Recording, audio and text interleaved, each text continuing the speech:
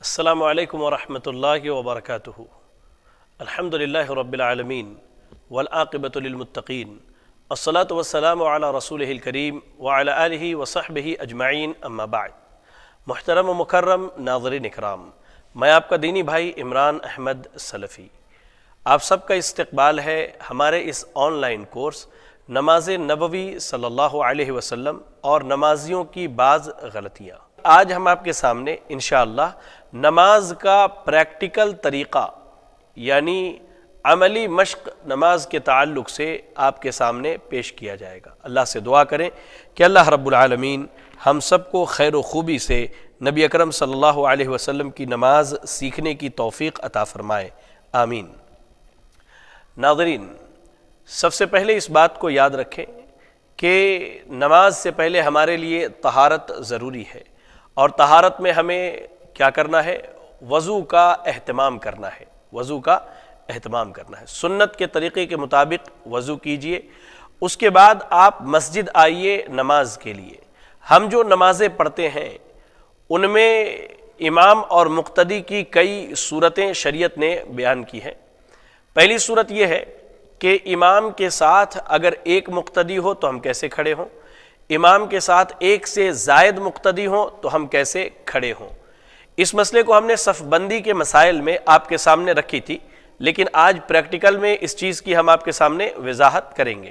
لہذا میں آج پریکٹیکل کے لیے استقبال کرتا ہوں اپنے دو بھائیوں کا۔ ایک بھائی ہمارے شیخ عدنان ہیں اور دوسرے داؤد با حمید ہیں۔ اللہ سے دعا کرے کہ اللہ تعالی ہمارے ان دونوں بھائیوں کو جزائے خیر دے جو انہوں نے ہمارے ساتھ آج اس پریکٹیکل میں حصہ لیا ہے۔ میں داؤد بھائی سے گزارش کرتا ہوں کہ آپ آ جائیں۔ دیکھیے ناظرین، اگر امام کے ساتھ ایک مقتدی ہو تو وہ امام کی دائیں جانب کھڑا ہوگا، امام کی دائیں جانب کھڑا ہوگا، اس طرح جیسے یہ میرے دائیں جانب کھڑے ہیں، اور بالکل ایسے قدم سے قدم ملائے گا اور کاندھے سے کاندھا ملا کر کھڑا ہوگا۔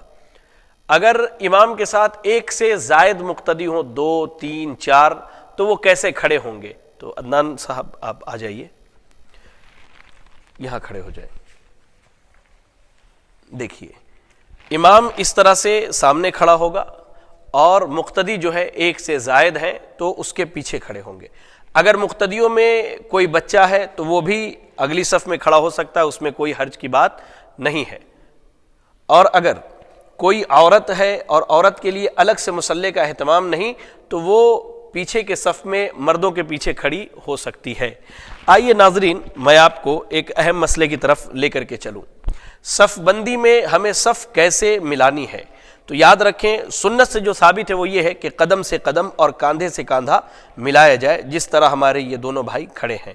سنت کے مطابق قدم سے قدم اور کاندھے سے کاندھا کب ملے گا؟ جب ہر آدمی اپنے جسم کے مطابق اپنے پیروں کو پھیلائے گا۔ اگر ہم بہت زیادہ پیر پھیلا دیں تو وہ بھی ہمارے لیے کیا ہے؟ مناسب نہیں ہے، یا بہت زیادہ سکوڑ لیں وہ بھی مناسب نہیں ہے صف بندی کے لیے۔ تو آپ دیکھیے جس طرح انہوں نے اپنے جسم کے اعتبار سے اپنے قدم پھیلائے ہیں تو یہاں کاندھے سے کاندھا بھی مل رہا ہے، اور پیچھے سے ہم دیکھ لیتے ہیں۔ دیکھیے یہاں قدم سے قدم بھی الحمدللہ ملا ہوا ہے، یہاں دیکھیں قدم سے قدم بھی ان دونوں بھائیوں کے ہمارے ملے ہوئے ہیں، کاندھے سے کاندھا بھی اور قدم سے قدم بھی۔ آ جائیں، یہ تو ہو گئی صف بندی میں ایسے کھڑا ہونا ہے۔ حدیث کے الفاظ ہیں کہ جب کھڑے ہوں تو اپنے بھائی کے لیے کے ساتھ نرمی کے ساتھ کھڑے ہوں، اطمینان کے ساتھ کھڑے ہوں، اور جو صفوں کو ملاتے ہیں اللہ ان کے دلوں کو ملاتا ہے، اور جو صفوں کو کاٹتے ہیں اللہ ان کے دلوں کو کاٹ دیتا ہے۔ تو یہ تو صف بندی کی بات ہو گئی۔ اللہ آپ دونوں بھائیوں کو جزائے خیر دے، اللہ آپ کو خیر و عافیت سے رکھے، دنیا اور آخرت کی بھلائیاں عطا فرمائے۔ بارک اللہ فیکم۔ اب ہم نماز کی ابتدا کریں گے۔ اس سے پہلے یاد رکھیں کہ نماز کی ابتدا سے پہلے سب سے بنیادی بات ہمارے معاشرے میں اس تعلق سے جو بدعت پائی جاتی ہے، وہ بنیادی بدعت یہ ہے کہ ہم نماز کے لیے زبان سے نیت کرتے ہیں۔ میں نیت کرتا ہوں 4 رکعت فرض نماز کی بوقت ظہر، اور منہ میرا قبلہ شریف کی طرف، یا اس طرح کے جو الفاظ کہے جاتے ہیں، تو یہ سنت سے ثابت نہیں، مروجہ بدعات میں سے ایک بہت بڑی بدعت ہے جس سے ہمیں اور آپ کو بچنے کی ضرورت ہے۔ ہاں یاد رکھیں، نماز کے لیے نیت ضروری ہے، لیکن نیت دل کے ارادے کا نام ہے، نہ کہ زبان سے اس طرح کی باتوں کی ادائیگی کا۔ جب ہم نے ارادہ کیا دل میں ارادہ کر لیا، گھر سے نکلے کہ میں ظہر کی نماز کی ادائیگی کے لیے جا رہا ہوں، یا عصر کی نماز کی ادائیگی کے لیے، یا مغرب کی یا عشاء کی نماز کی ادائیگی کے لیے، تو جب ہم مسجد پہنچے الحمدللہ اب ہم نماز کیسے پڑھیں گے؟ تو میں بحیثیت امام آپ کو ایک نماز پڑھ کے دکھا رہا ہوں، ٹھیک ہے، اور اس دوران میں آپ سے بہت ساری باتیں بھی کروں گا، جہاں غلطیاں ہیں ان غلطیوں کی اصلاح کی کوشش بھی کروں گا۔ چلیے، سب سے پہلے ہم نے مؤذن صاحب نے تکبیر اقامت کہہ دی ہے، اب ہماری ذمہ داری سب سے پہلے کہ ہم تکبیر تحریمہ کہیں، اور تکبیر تحریمہ کہتے ہوئے اپنے ہاتھ کو اٹھائیں۔ ہاتھ جو سنت کے مطابق اٹھانا ہے، یا تو وہ ہمارے کاندھے تک ہوں گے، یہ کاندھے تک، یا ہمارے کانوں تک ہوں گے، کان کے لو کے برابر ہوں گے، یا کاندھے تک ہوں گے، اس طرح سے۔ جو بھائی عموماً نیت کرتے وقت اللہ اکبر جب کہتے ہیں تو اپنے ہاتھوں کو کان کے لو سے ایسے لگاتے ہیں، آپ یاد رکھیں یہ سنت سے ثابت نہیں ہے، بلکہ یہ سنت کے خلاف عمل ہے۔ سنت سے ثابت عمل کیا ہے کہ ہم یا تو کاندھے تک اٹھائیں یا کان کے لو تک اٹھائیں، لیکن انگلی کو اس طرح سے انگلی سے اس طرح سے کان کو نہ چھوئے، نہ ٹچ کرے۔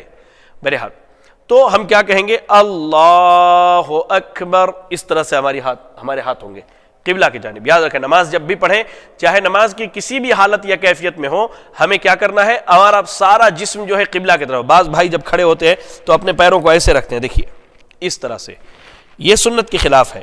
سنت یہ ہے کہ تمام اعضاء قبلے کی طرف ایسے ہوں گے۔ ہم نے جب تکبیر کہنا ہے تو اللہ اکبر، ایسے ہاتھ اٹھایا اور ہم نے نیت باندھ لیا۔ نیت کے لیے جو احادیث وارد ہیں، چاہے وہ وائل بن حجر رضی اللہ تعالی عنہ کی ہو، یا دوسری جو سنن کی ہمیں اور صحیح کی روایتیں ملتی ہیں، ان میں یہ ہے کہ انسان اپنے کلائی کو جو ہے کلائی پر رکھے، ایسے رکھے کلائی کو کلائی پر، یا ان ہاتھ کی انگلیوں کو یہاں اپنے کہنی کے پاس رکھے، ہاتھ کی انگلیوں کو کہنی کے پاس رکھے، کوہنی کے پاس رکھے۔ تو ہم نے کلائی پر رکھا، اللہ اکبر کہہ کے ہم نے کلائی پر رکھا، سبحان اللہ، کلائی پر رکھے، اور کہاں باندھے؟ سینے پر باندھے، سینے پر باندھے۔ صحیح ابن خزیمہ کی جو سب سے صحیح روایت ہے اس باب میں وہ یہی ہے کہ انسان ہاتھ کو سینے پر باندھے۔ جو روایت بڑی مشہور ہے حضرت علی رضی اللہ تعالی عنہ کے تعلق سے، جس میں تحت السرہ کا ذکر ہے ناف کے نیچے باندھنے کا، تو یاد رکھے وہ سند کے اعتبار سے درست نہیں ہے، علماء نے اس کو نکارا ہے اور اسے ضعیف قرار دیا۔ اور آپ ایک چیز یاد رکھیں، ہم ہاتھ ایسے باندھے یا ہاتھ کلائی پر رکھے، وہ خود بخود سینے پر چلا آئے گا، خود بخود سینے پر چلا آئے گا۔ الحمدللہ ہمارے معاشرے میں ہمارے احناف بھائی کیا کرتے ہیں، مرد حضرات ناف کے نیچے ہاتھ باندھتے اور خواتین سینے پر ہاتھ باندھتی ہے۔ تو یاد رکھیں یہ تفریق نماز میں اللہ کے نبی صلی اللہ علیہ وسلم سے ثابت نہیں ہے، آپ صلی اللہ علیہ وسلم نے کہیں بھی ایسا نہیں کہا ہے، نہ کیا ہے۔ ہم نے جب نیت باندھ لی تو اب ہماری ذمہ داری کیا ہے؟ ہم سینے پر ہاتھ رکھے، بالکل ایک دم یہاں پر بھی نہیں اور بالکل اس طرح چھوڑ کر کے بھی نہیں، بلکہ درمیان میں سینے پر ہاتھ رکھے۔ اب ہم نیت کی دعا پڑھیں گے، جو دعائیں عام طور سے مشہور ہے، اور جیسے ہی ہم نیت باندھیں تکبیر تحریمہ کہہ کے، ہماری نگاہ کہاں ہوگی؟ ہمارے سجدے کی جگہ پر، سجدے کی جگہ پر۔ آنکھ کھلی ہوئی ہونی چاہیے۔ بعض بھائی آنکھوں کو ایسے بند کر لیتے ہیں اور کبھی سر آسمان کی طرف اٹھایا، کبھی ادھر، کبھی ایسے جھوم رہے، نہیں۔ نماز میں خشوع خضوع اختیار کیجیے۔ ہم اللہ کے سامنے کھڑے، احکم الحاکمین کے سامنے کھڑے، بالکل نگاہ ہماری سجدے کی جگہ پر، ہم نے ایسے نیت باندھ لیا اور اس طرح سے اپنے ہاتھ کو مضبوطی سے پکڑ لیا۔ اب ہم دعا پڑھیں گے، جو مشہور دعائیں ہیں، جیسے مثال کے طور پر سبحانک اللہم وبحمدک وتبارک اسمک وتعالی جدک ولا الہ غیرک، یا وہ جو دعا مشہور ہے اللہم باعد بینی وبین خطایایا کما بعدت بین المشرق والمغرب الی آخر الحدیث۔ نیت کی دعا اب ہم نے پڑھ لی۔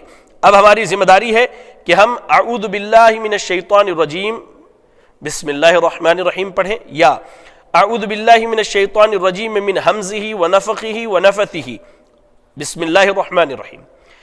تعوذ اور تسمیہ کے بعد ہم قرآن مجید کی تلاوت شروع کریں گے، اور شروع کہاں سے کریں گے؟ سورۃ الفاتحہ سے۔ نماز میں سورۃ الفاتحہ پڑھنا یہ امام اور مقتدی دونوں کے لیے واجب ہے۔ سری نمازوں میں امت کا اس بات پر اتفاق ہے کہ امام اور مقتدی دونوں سورۃ الفاتحہ پڑھیں گے۔ جہری نمازوں کے تعلق سے اختلاف ہے، نماز کے طریقے میں نے سورۃ الفاتحہ کے متعلق مکمل گفتگو کی ہے، اور وہ یہ ہے کہ ہم سری پڑھیں یا جہری پڑھیں، امام اور مقتدی دونوں کے لیے واجب ہے کہ وہ سورۃ الفاتحہ پڑھیں۔ ہم نے سورۃ الفاتحہ کی تلاوت شروع کی۔ بعض بھائی بڑی تیز رفتاری سے پڑھتے ہیں الحمدللہ رب العالمین الرحمن الرحیم مالک یوم الدین ایاک نعبد و ایاک نستعین، نہیں، یہ نبی کا طریقہ نہیں ہے۔ نبی صلی اللہ علیہ وسلم کا طریقہ کیا؟ آپ اطمینان سے ٹھہر ٹھہر کے پڑھتے الحمدللہ رب العالمین الرحمن الرحیم، ٹھہر ٹھہر کے آرام سے پڑھیں۔ سورۃ الفاتحہ ہم نے پڑھ لیا، امام کہتے ہیں غیر المغضوب علیہم ولا الضالین، پیچھے سے ہمارے بعض بھائی جو مقتدی ہیں امام سے پہلے آمین کہہ دیتے ہیں، نہیں، امام جب آمین کہے تب آپ آمین کہیے، امام جب آمین کہے تب آمین کہیے، اقتدا امام کی کرنی ہے، اس سے آگے نہیں بڑھنا ہے۔ امام نے کہا آمین تو آپ اس کے ساتھ آمین کہیے۔ اس کے بعد اب پھر سے بسم اللہ الرحمن الرحیم پڑھ کر کے ایک سورت کی تلاوت کرنی ہے، اب چاہے وہ آپ بڑی سورت پڑھیں یا مختصر سورت پڑھیں۔ سورت مثال کے طور پہ ہم نے قل هو اللہ احد لے لیا، بسم اللہ الرحمن الرحیم قل هو اللہ احد ہم نے پڑھ لیا۔ سورت کی تلاوت کے بعد اب باری ہے رکوع میں جانے کی۔ رکوع میں جانے کا طریقہ کیا ہے؟ اللہ اکبر کہتے ہوئے رفع الیدین کریں گے اور ہاتھ کاندھے تک یا کان تک جائے گا، اور ہم بالکل رکوع میں بڑے اطمینان سے رکوع میں جائیں گے۔ رکوع میں جب ہم جائیں تو ہماری یہ دونوں ہاتھ جو ہے بالکل گھٹنے پر مضبوط ہوں گے اور یہ ہاتھ سیدھا ہوگا۔ بعض بھائی بہت بالکل ایسے جھک جاتے ہیں رکوع میں، بعض بھائیوں کو دیکھا ایسے رکوع کرتے ہوئے، نہیں، اللہ کے نبی صلی اللہ علیہ وسلم جب رکوع کرتے تو آپ کا یہ ہاتھ جو ہے کمان کی رسی کی طرح، کمان کے ڈوری کی طرح ٹائٹ ہوتا ہے اسے بالکل، اور یہ پیٹھ جو ہے ہماری بالکل سیدھی ہو اور سر پیٹھ کے برابر ہو، نہ بالکل ایسے ہو اور نہ ہی بالکل ایسے ہو، یہ بالکل برابر۔ رکوع میں جانے کے بعد رکوع کی جو معروف دعائیں ہیں ان میں سے کوئی بھی دعا کم از کم 3 مرتبہ، سبحان ربی العظیم، سبحان ربی العظیم، سبحان ربی العظیم۔ اب رکوع سے اٹھنے کی باری ہے، سمع اللہ لمن حمدہ، سمع اللہ لمن حمدہ کہتے ہوئے رفع الیدین کرے یا کہنے کے بعد رفع الیدین کرے۔ سمع اللہ لمن حمدہ امام اور مقتدی دونوں کہیں گے۔ ہمارے یہاں معروف کیا ہے کہ امام سمع اللہ لمن حمدہ کہتا ہے اور مقتدی ربنا ولک الحمد حمدا کثیرا طیبا مبارکا فی پڑھتے نہیں، امام اور مقتدی دونوں سمع اللہ لمن حمدہ اور ربنا ولک الحمد حمدا کثیرا طیبا مبارکا فی۔ ہم نے پڑھ لی دعا، رکوع سے اٹھنے کے بعد کی دعا، اطمینان سے ایک دم کھڑے ہو جائیے بالکل طمانیت کے ساتھ، سکون کے ساتھ۔ نماز دراصل سکون کا نام ہے۔ اب ہمیں سجدے میں جانا ہے۔ سجدے میں جاتے وقت پہلے ہاتھ رکھیں یا پہلے گھٹنے رکھیں؟ تو صحیح اور راجح قول کے مطابق اور دلائل کی مضبوطی کے اعتبار سے پہلے ہاتھ رکھنا ہے، اس کے بعد گھٹنوں کو رکھنا ہے۔ اب سجدے میں جانا ہے تو ہم رکوع سے اٹھ کے ہم نے رفع الیدین کے لیے اب سجدے میں جانا ہے تو کیا کہیں گے؟ اللہ اکبر کہتے ہوئے اب ہم سجدے میں جب ایسے گئے تو پہلے ہاتھ رکھا، پھر ہم نے پیر کو رکھا۔ اللہ کے نبی صلی اللہ علیہ وسلم کہتے ہیں مجھے حکم دیا گیا ہے 7 اعضاء پر سجدے کروں۔ 7 اعضاء میں ایک اعضاء چہرہ جس میں پیشانی اور ناک شامل ہے، پھر اس کے بعد یہ 2 ہاتھ، پھر یہ 2 گھٹنے اور پھر پیر پیچھے کے۔ سجدے میں گئے ہم بڑے اطمینان سے، اس طرح سے ہم نے پیشانی کو اور اپنے ناک کو لگایا اور پیر کے پچھلے حصے کو ملا لیا۔ آپ دیکھ سکتے ہیں اس طرح سے پیر کو ہم نے ملا لیا۔ سجدے میں یاد رکھیں زمین پر بالکل ہاتھ کو ایسے نہیں پھیلانا ہے، اللہ کے نبی صلی اللہ علیہ وسلم نے اس سے منع کیا ہے، اور نہ ہی بالکل ایسے پہلو میں لگا کے رکھنا ہے، نہیں، بلکہ ہاتھ کشادہ ہو، اگر جگہ زیادہ ہے تو، جگہ کم ہے تو پہلو سے ہٹا کر کے رکھیں، لیکن کیا ہے پہلو میں نہ سٹائیں یا زمین پر اس طرح سے نہ بچھائیں۔ سجدے میں جانے کے بعد اب ہم سجدے کی دعا پڑھیں گے، سبحان ربی الاعلیٰ، سبحان ربی الاعلیٰ، سبحان ربی الاعلیٰ۔ اس کے علاوہ جو دوسری دعائیں ثابت ہیں وہ بھی پڑھ سکتے ہیں انشاءاللہ۔ سجدے میں دعا کرنی چاہیے، عربی زبان میں آپ کو دعائیں یاد ہے تو آپ کثرت سے دعا کر سکتے ہیں۔ اب سجدے سے اٹھنا ہے، اللہ اکبر۔ اٹھنے کے بعد ہم کیسے بیٹھیں گے؟ تو آپ دیکھیے ہمارا جو بایاں پیر ہے، یہ جو بایاں پیر ہے، یہ جو بایاں پیر ہے اس پیر کو ہم ایسے زمین پر بچھائیں گے، دیکھیے اس طرح سے بچھا کر، اور اس پیر کو کھڑا رکھیں گے اور اس پر بیٹھیں گے ایسے۔ یہ طریقہ سجدے کا اور سجدے میں جانے اور سجدے سے اٹھنے کا مرد عورت سب کے لیے، اس میں کوئی فرق نہیں۔ سجدے سے اٹھنے کے بعد ہمارا بایاں ہاتھ بائیں ران پر گھٹنے کے پاس، دایاں ہاتھ دائیں ران پر گھٹنے کے پاس ہوگا، اور یہ اس ہاتھ کو کیا کریں گے ہم بالکل ایسے بچھا دیں گے۔ اب سجدے سے اٹھنے کے بعد جو دعائیں ثابت ہیں ان دعاؤں میں جیسے رب اغفر لی، رب اغفر لی، رب اغفر لی 3 مرتبہ پڑھیں، اطمینان سے بیٹھے ایک دم سکون سے۔ دعا پڑھنے کے بعد پھر اللہ اکبر کہتے ہوئے سجدے میں جائیں، وہی اعمال کریں جو اس سے پہلے ہم نے سجدہ میں کیا ہے. اب پھر اٹھنا ہے. بعض بھائی کیا کرتے اٹھتے وقت اللہ اکبر اٹھ جاتے. نہیں، سنت کیا ہے؟ آپ سجدے سے جب اٹھیں، چاہے وہ پہلا سجدہ ہو، دوسرا ہو، تیسرا یا چوتھی رکعت کا، تو اللہ اکبر اٹھ کر تھوڑی دیر بیٹھیں یہاں تک کہ تمام ہڈیاں اپنی جگہ پر آ جائیں. اللہ کے نبی صلی اللہ علیہ وسلم کے تعلق سے صحابہ اکرام بیان کرتے ہیں کہ آپ اتنی دیر بیٹھتے تھے ہمیں یہ لگتا کہ آپ بھول گئے ہیں کہ آپ کو اٹھنا ہے. سجدے سے اٹھنے کے بعد اس طرح بیٹھیں پہلی رکعت میں. اب پھر جو ہے اٹھ جائیں آپ، مختصر بیٹھیں، لمبا نہیں، مختصر بیٹھے. اٹھنے کے بعد پھر اپنی جگہ پر کھڑے ہو گئے. پھر سے دوبارہ ہاتھ سینے پر اور کلائی کے اوپر، کلائی بائیں ہاتھ کے اوپر، دایاں ہاتھ سینے پر باندھ لیا ہم نے. پھر بسم اللہ الرحمن الرحیم پڑھیں، سورۃ الفاتحہ کی تلاوت کریں، پھر کوئی مختصر سی سورت پڑھیں، پھر اللہ اکبر کہتے ہوئے رکوع میں جائیں. رکوع کا جو طریقہ آپ کو بتلائے گا بالکل ویسے ہی رکوع کریں، اعتدال کے ساتھ، اطمینان کے ساتھ، سکون کے ساتھ دعا پڑھیں رکوع کی. پھر اٹھیں، سمع اللہ لمن حمدہ ربنا ولک الحمد حمدا کثیرا طیبا مبارکا فیہ. ٹھیک ہے. اس کے بعد اب ہمیں سجدے میں جانا ہے، تو ہم اللہ اکبر کہتے ہوئے کیا ہے سجدے میں چلے جائیں. سجدہ جیسے کرنے کا بتایا گیا ویسے ہی کریں. تمام اعضاء سیدھے ہوں، قبلے کی طرف ہوں. سجدے کی دعا پڑھیں، اللہ اکبر کہتے ہوئے پہلے سجدے سے اٹھیں. سبحان ربی اللہ رب اغفر لی رب اغفر لی رب اغفر لی پڑھیں. پھر اللہ اکبر کہتے ہوئے سجدے میں جائیں. اطمینان اور سکون سے سجدہ کریں. اللہ سے جتنی چاہے دعائیں مانگیں. عربی زبان میں آپ کو دعائیں یاد ہیں تو دعائیں پڑھیں. پھر اللہ اکبر کہتے ہوئے بیٹھیں. یہ دوسری رکعت ہماری ہے. اب یہ دوسری رکعت اگر فجر کی ہے تو ہماری آخری رکعت ہوگی وہ. اگر مغرب کی ہے تو اس کے بعد ایک رکعت پڑھنی ہے. اور اگر ظہر، عصر یا عشاء کی ہے تو اس کے بعد ہمیں 2 رکعت پڑھنی ہے. اللہ کے نبی صلی اللہ علیہ وسلم شروع کی 2 رکعتوں میں سورۃ الفاتحہ کے ساتھ سورت پڑھا کرتے تھے، اور آخر کی 2 رکعتوں میں صرف سورۃ الفاتحہ پڑھا کرتے تھے.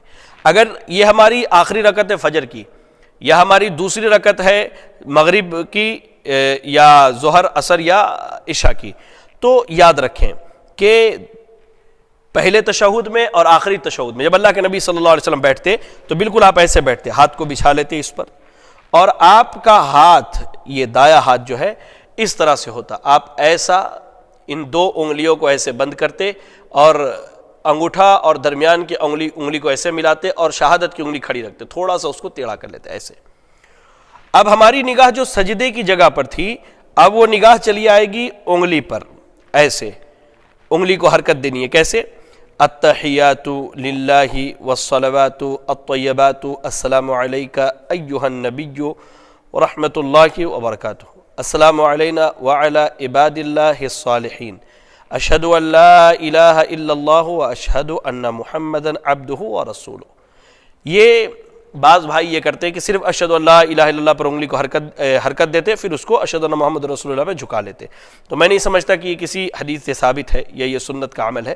سنت یہ ہے کہ مکمل تشہد میں، چاہے آپ پہلے تشہد میں ہو یا آخری تشہد میں ہو، انگلی کو حرکت دیتے رہے. اس کے بعد اگر آپ 3 یا 4 رکعت کی نماز پڑھ رہے ہیں تو یہ آپ کا پہلا تشہد ہے، تو آپ چاہے تو اس میں درود شریف بھی پڑھ سکتے ہیں، یا اشہد ان محمد رسول اللہ تک پڑھ کر کے اٹھ سکتے ہیں تکبیر کہہ کے. اور اگر 2 رکعت کی نماز ہے فجر کی تو مکمل دعائیں پڑھنی جو انشاءاللہ میں آپ کو بتا رہا ہوں. اب آپ اٹھ گئے، اللہ اکبر. اب ہم تیسری رکعت کے لیے اٹھتے ہیں، چاہے وہ مغرب کی ہو یا عشاء، ظہر یا عصر کی ہو، تو رفع الیدین کرنا ہے. عبداللہ ابن عباس رضی اللہ تعالیٰ عنہما کہتے ہیں کہ اللہ کے نبی صلی اللہ علیہ وسلم رفع الیدین کرتے اور پھر سے نیت باندھے. اب کیا ہے؟ اب سورۃ الفاتحہ، بسم اللہ پڑھنا ہے، سورۃ الفاتحہ پڑھنی ہے سری آواز میں، خاموشی کے ساتھ. ایسا پڑھیں کہ ہمارے زبان اور ہمارے چہرے سے لگے، یا ہماری داڑھی وغیرہ کے حرکت سے لگے کہ ہم پڑھ رہے ہیں. جیسے مثال کے طور پہ ایسے، اس طرح سے یہ سنت سے ثابت ہے. اس کے بعد اللہ اکبر کہہ کے ہم رکوع میں جائیں، سجدہ کریں. 3 رکعت کی نماز ہے تو بیٹھ جائے، آخری تشہد ہے.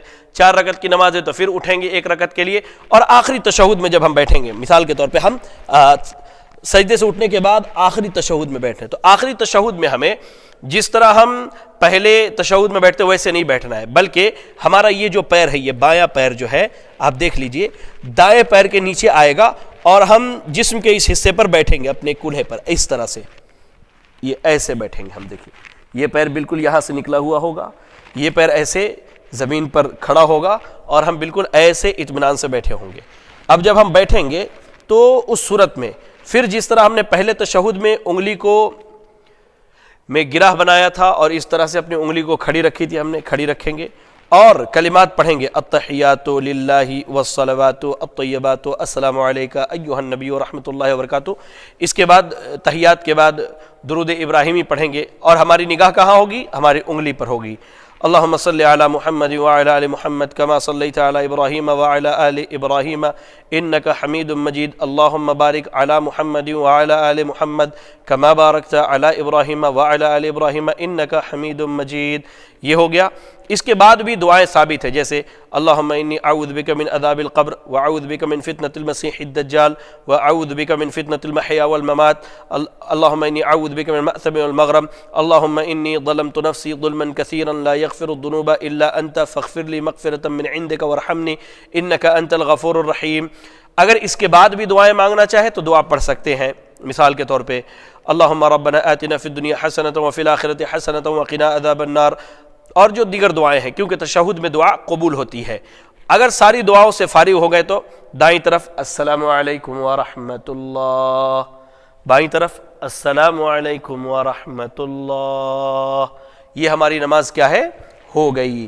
اب امام ہے تو دائیں جانب سے ایسے گھوم کر کے مقتدیوں کی طرف چہرہ کر لے، یا بائیں جانب سے بھی گھوم سکتے ہیں۔ بعض بھائی نماز کے ختم ہوتے ہی اپنے سر پہ اس طرح ہاتھ رکھ کر کے کچھ کلمات پڑھتے ہیں، یہ سنت سے اور صحیح احادیث سے ثابت نہیں ہے۔ بعض بھائی کیا کرتے ہیں، نماز کے فوراً بعد دعا کے لیے ہاتھ اٹھا دیتے ہیں، یہ بھی سنت کے خلاف ہے۔ ہونا یہ چاہیے کہ نماز کے بعد کے جو اذکار ہیں، جیسے نماز ختم ہوتے ہی اللہ اکبر، استغفر اللہ استغفر اللہ استغفر اللہ 3 مرتبہ، اس کے بعد اللہم انت السلام ومنک السلام تبارکت یا ذا الجلال والاکرام، جو دعا ثابت ہے وہ مکمل دعائیں پڑھیں۔ آپ چاہیں تو فرض نماز کے بعد دعا کر سکتے ہیں، لیکن فرض نماز کے بعد اجتماعی دعا کا ثبوت نبی اکرم صلی اللہ علیہ وسلم سے نہیں ملتا ہے۔ انفرادی طور پر اگر دعا کریں تو آپ جتنی دیر چاہیں اللہ تعالیٰ سے دعا کریں، فرض نماز کے بعد دعائیں قبول ہوتی ہے۔ اس طرح سے ہماری 2 اور 4 رکعت کی نماز مکمل ہو گئی۔ یاد رکھیں میرے بھائی، نماز کے لیے نیتوں کو خالص رکھیں، سنت کی اتباع کریں، کیونکہ یہ 2 ایسی شرطیں ہیں جس کی بنیاد پر ہماری عبادتیں قبول ہوتی ہیں۔ ہم زندگی بھر نماز پڑھتے رہے، سنت کے مطابق پڑھیں لیکن کسی اور کو دکھانے کے لیے، یہ بھی اللہ کو قبول نہیں۔ اور اخلاص کے ساتھ پڑھیں، بالکل اللہ کے لیے پڑھیں لیکن سنت کے مطابق نہیں، یہ بھی اللہ کو قبول نہیں۔ مرد اور عورت کی نماز میں کوئی فرق نہیں ہے، سوائے اس کے کہ مرد امام مصلی پر آگے کھڑا ہوگا، اور عورت اگر امام ہے، عورتوں کی امامت کرا رہی ہے تو وہ درمیان صف کے درمیان میں کھڑی ہوگی، اور اس کے دائیں بائیں خواتین کھڑی ہوں گی، نہ کہ وہ مرد امام کی طرح آگے کھڑی ہوگی۔ یہ بس فرق ہے، بقیہ سارے نماز کے ارکان واجبات ساری چیزیں جو ہے مرد عورتوں کے درمیان مشترک ہے، کوئی چیز ان میں فرق نہیں، اور جو فرق کرتے ہیں ان کے پاس میں سمجھتا ہوں کوئی مستحکم اور مستند دلیل نہیں ہوگی اور نہ ہی موجود ہے۔ لہذا اللہ سے دعا کرے کہ اللہ رب العالمین میری، آپ کی اور تمام اہل اسلام کی اصلاح فرمائے، ہمارے نمازوں کی اللہ تعالیٰ اصلاح فرمائے۔ ناظرین، میں آپ کو ایک پیغام مزید دینا چاہتا ہوں۔ الحمدللہ یہ ایک بہترین دعوتی دینی کورس تھا ہمارا نماز نبوی صلی اللہ علیہ وسلم کے متعلق۔ اللہ سے دعا کریں کہ اللہ رب العالمین ہم سب کو اس ورکشاپ میں اور اس آن لائن کورس میں جو جو باتیں ہم نے سیکھی ہیں اس پر عمل کرنے کی توفیق عطا فرمائے۔ میں شکر گزار ہوں سب سے پہلے اللہ تعالیٰ کا، جس رب کائنات نے مجھ طالب علم کو نماز کے متعلق ایک بہترین کورس آپ تک پہنچانے کی توفیق دی، اور آپ تمام کا شکر گزار ہوں جو اپنا قیمتی وقت دے کر کے اس پروگرام کو دیکھتے ہیں۔ اللہ سے دعا ہے کہ اللہ رب العالمین مجھے، آپ کو اور تمام مسلمانوں کو دین اسلام کی صحیح سمجھ اور فہم عطا فرمائے۔ آمین۔ وآخر دعوانا ان الحمد للہ رب العالمین۔